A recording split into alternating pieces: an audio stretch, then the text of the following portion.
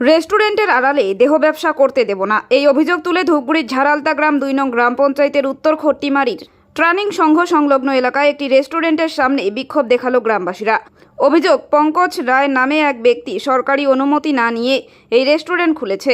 এর আগে গ্রামবাসীরা রেস্টুরেন্ট না খোলার দাবিতে এসডিও, ডিএম ও আবগারি দপ্তরে লিখিত অভিযোগ জানিয়েছে, কিন্তু তা সত্ত্বেও রেস্টুরেন্ট খুলেছে বলে অভিযোগ।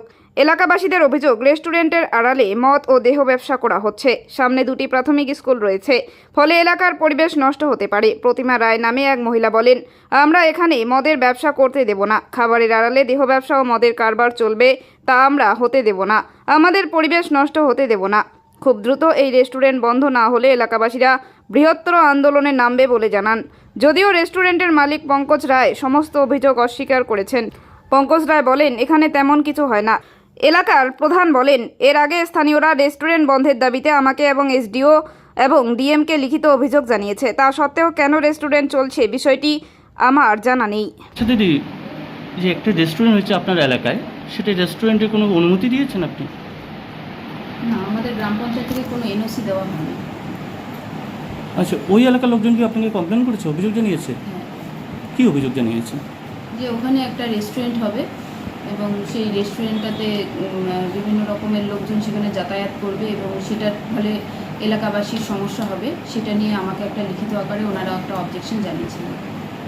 আচ্ছা, অন্য কোনো প্রশাসন ভিডিও বা ডিএমকে জানিয়েছে? হ্যাঁ, ওনারা বিডিওকে জানিয়েছে, ডিএমের কাছে জানিয়েছে, এক্সেস অফিসে জানিয়েছে এবং গ্রাম পঞ্চায়েতকেও জানিয়েছে। তো ওই এলাকায় এলাকাবাসীরা কোনোভাবে রেস্টুরেন্ট চায় না? না, আমরা হতে দিব না। কেন? হ্যাঁ, কেন? এখানে দারু বিক্রি করলে পরবর্তী যেটা প্রজন্ম আছে খুব খারাপ হয়ে যায়, মানুষ হবে না। তা বাদে পাড়া প্রতিবেশীর দুই একজন যে দারু খায়, বাড়িতে এসে বউয়ের উপর অত্যাচার করে, ডাঙা মারা অনেক কিছু করে, বাবাকে পিটায়, মাকে পিটায়। কেন? তো রেস্টুরেন্ট খুলছে, বন্ধ না হলে আপনারা কি করবেন? রেস্টুরেন্টের সঙ্গে সঙ্গে ওরা বন্ধ না হলে আমরা দারু বিক্রি করবে। থানায় কমপ্লেন করব। আগে তো কমপ্লেন করছি, এসডিওকে করছি, বিডিওকে করছি, তারপর আবগারি দপ্তরে করছি, গ্রামবাসী সই সাবত নিয়ে। হ্যাঁ, তাও হচ্ছে। এখানকার যে শুনলাম, এখানকার যে আমাদের পঞ্চায়েত মশাই আছে 1578 পার্টের, উনিও নাকি এখানকার দেয় নেই, নো অবজেকশন দেয়নি, তাও এটা জোরজবস্তি করতেছে।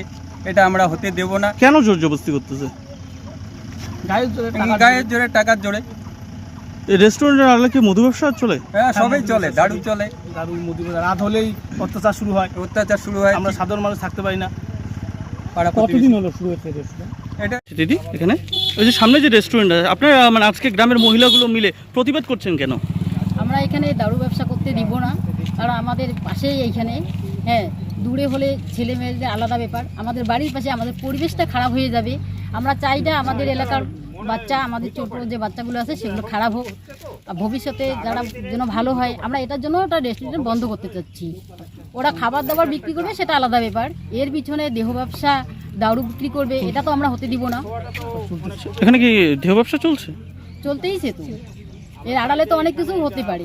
আচ্ছা, আপনার নাম? আমার নাম প্রতিমা রায়।